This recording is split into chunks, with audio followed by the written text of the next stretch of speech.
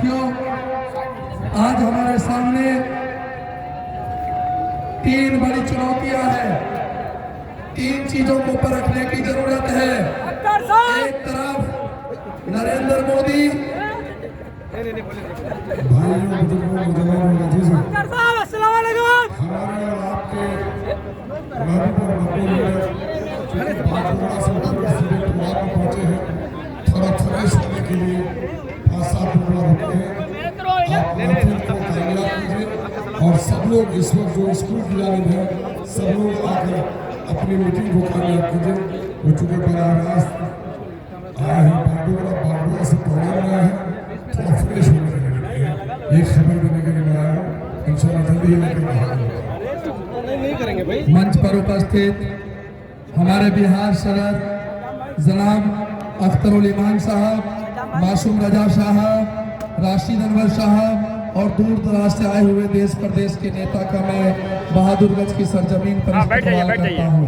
साथियों, आज किशनगंज लोकसभा की जनता के सामने तीन बड़े काम पड़े हैं, तीन चुनौतियां हैं।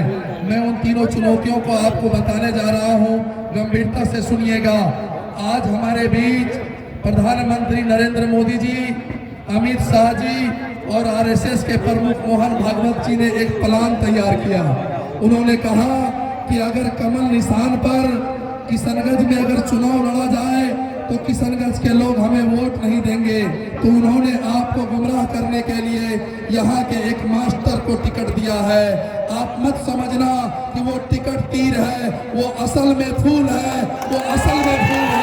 उसको समझने की जरूरत है। सन 1999 में किशनगंज के लोगों ने एक गलती करी थी, शाहनवाज हुसैन को यहाँ से चुनाव जिताया था। हमारे जो भाई सऊदी अरब जाते थे, हमारे जो भाई कुवैत जाते थे, हमारे जो भाई दिल्ली मुंबई कलकत्ता में काम करते थे, उनसे सवाल होता था कि अरे भाई आप लोगों ने बीजेपी को कैसे वोट दिया। बड़ी शर्मिंदगी महसूस होती थी, हमें भी शर्मिंदगी महसूस होती थी, क्योंकि मैं भी सीमांचल का रहने वाला हूँ। इसलिए मोदी के मास्टर से आपको सावधान रहना है, मोदी के तीर से सावधान रहना है। असल में ये तीर ही कमल का फूल है, कहीं ये हमारी भूल न बन जाए। इसलिए अपने पतंग के डोर को मजबूती से पकड़े रहना है। ये पतंग की डोर ही हमें न्याय दिलाएगा, ये पतंग का डोर ही हमारी उत्थान की बात करेगा, ये पतंग की डोर ही एमयू का निर्माण करेगा, ये पतंग की डोर ही हमारे लिए अस्पताल बनाएगा, ये पतंग की डोर ही हमारे लिए 3 इदारे बनाएंगे, ये पतंग की डोर ही हमारे लिए इंसाफ की लड़ाई लड़ेगा और वो अख्तरुल ईमान साहब लड़ेंगे। मेरे साथियों, आपके सामने दूसरी चुनौती है कांग्रेस पार्टी। डॉक्टर जावेद साहब के कार्यशैली आपको पता है। डॉक्टर जावेद साहब को इंसानों से ज्यादा जानवर से मोहब्बत है। इसलिए जब उसको सदन में वक्त मिलता है तो वो इंसानों के लिए नहीं, किशनगंज के मतदाताओं के लिए नहीं, बल्कि जानवरों की भलाई के लिए कानून की मांग करता है। मैं पूछना चाहता हूँ, ए डॉक्टर जावेद, जरा बताना कि आपको किशनगंज की गयूर नौजवानों ने वोट दिया था कि यहाँ के भेड़ बकरियों ने वोट दिया था कि आप जानवरों के कानून बनाने की मांग करते हो? मैं उनसे सवाल करना चाहता हूँ। तीसरी तरफ अख्तरुल ईमान क्यों जरूरी है, मैं संक्षेप में आपको बताना चाहता हूँ। आपको पता होगा जब हमारे बिहार राज्य में मास्टर मुजाहिद के पार्टी के अध्यक्ष और मुख्यमंत्री नीतीश कुमार ने हमारे तमाम बिहार के सरकारी विद्यालयों में सूर्य नमस्कार का कानून बनाया और कहा कि जो भी बच्चे स्कूल में पढ़ने आएंगे उसको सूर्य नमस्कार करना होगा। उसी बीच से एक शख्स उठता है, उसका नाम अख्तरुल ईमान है। कहता है नीतीश कुमार, हमारे बच्चे ला इलाहा इल्लल्लाह मुहम्मदुर रसूलुल्लाह को पढ़ने वाले हैं, ये सूर्य नमस्कार नहीं करेंगे। आप देश में सांप्रदायिक काम नहीं करोगे, देश संविधान से चलेगा। सभी को अपने धर्म के साथ देश में इज्जत की जिंदगी गुजारने का हक है। इसके वजह से नीतीश कुमार मजबूर हुए और सूर्य नमस्कार का कानून वापस लाया। इसलिए अख्तरुल ईमान जरूरी है।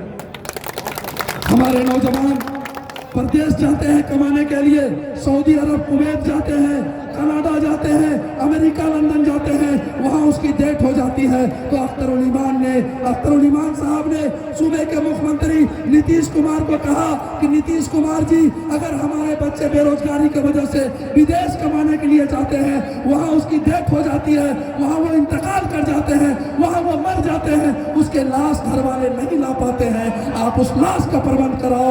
आप खुले मन से, आपको कहता हूं, अपना मोबाइल निकालो, यूट्यूब में देखो। उसके नीतीश कुमार के मंत्री ने कहा कि अख्तरुल ईमान साहब, आप बार बार प्रदेश में मरने वाले लोगों का लाश लाने की बात करते थे। लो, मैंने आपके इस वादे को पूरा किया, मैंने आपके बात पर मेरे भाइयों, अख्तरुल ईमान इसलिए जरूरी है। हमारे अररिया में शाहबाज नाम के एक बच्चे की लिंचिंग कर दिया एसएसबी के जवानों ने। जब शाहबाज की लिंचिंग एसएसबी के जवानों ने कर दिया तो अख्तरुल ईमान साहब ने नीतीश कुमार और तेजस्वी की सरकार को आंख में कि आप तो वादा करते हो कि मुसलमानों के साथ इंसाफ करेंगे, ये आपका कैसा इंसाफ है कि एक शाहबाज नाम के रोजेदार बच्चे को लिंचिंग करके मार दिया जाता है और आपकी पुलिस गिरफ्तार नहीं करती है। नीतीश सरकार हरकत में आई, नीतीश सरकार को जवाब देना पड़ा और एसएसपी की गिरफ्तारी हुई, परिवार वालों को मुआवजा मिला। इसलिए अख्तरुल ईमान जरूरी है, इसलिए अख्तरुल ईमान जरूरी है। एक बात अंत में बताता रहूं, अख्तरुल ईमान साहब की एक तकरीर आपने सदन में सुना होगा, बिहार विधानसभा सदन में, जब उर्दू का मामला चल रहा था, उर्दू टीटी का मामला चल रहा था, तो वहां पर अख्तरुल ईमान साहब ने कहा था कि मुख्यमंत्री जी, हमको 2005 का मुख्यमंत्री चाहिए, हमको आज सन का मुख्यमंत्री नहीं चाहिए। मैं आपसे पूछना चाहता हूँ, उर्दू और हिंदी दोनों जुड़वा बहन है, अगर उर्दू को आप मारोगे तो हिंदी खुद ब खुद मर जाएगी, इसलिए उर्दू को मत मारो, उर्दू को मत मारो। नीतीश सरकार घुटने टेक दिया और उर्दू की बहाली चालू किया। उसी का नाम अख्तरुल ईमान है, उसी का नाम अख्तरुल ईमान है। साथियों, आप जंग के मैदान पर भेज रहे हो, जंग के मैदान में सिपाही लुंगे नहीं लड़ सकते हैं, जंग के मैदान में मर्द लड़ेगा, जंग के मैदान में हिजड़े नहीं लड़ सकते। इसलिए मैं कहना चाहता हूँ, अख्तरुल ईमान की क़यादत पर भरोसा कीजिए। बैरिस्टर सुप्रीम ओवैसी साहब के हाथ को मजबूत करने के लिए सदन में 3 शेर की जरूरत है। जो मोदी के 300 शेर पर भारी पड़ेगा वो सच का ईमान है। तो इसलिए मैं आप लोगों को कहना चाहता हूं कि 26 तारीख को जब आप मतदान केंद्र पर जाएं, उससे पहले आप पूरी तैयारी कर ले कि सब ने दिया है हमको चोट, अब न देंगे उन बेईमानों को वोट, सबके नियत में है खोट, इसलिए अपनी पार्टी अपना वोट के साथ आप लोग जाएंगे। अस्सलाम वालेकुम, अस्सलाम वालेकुम।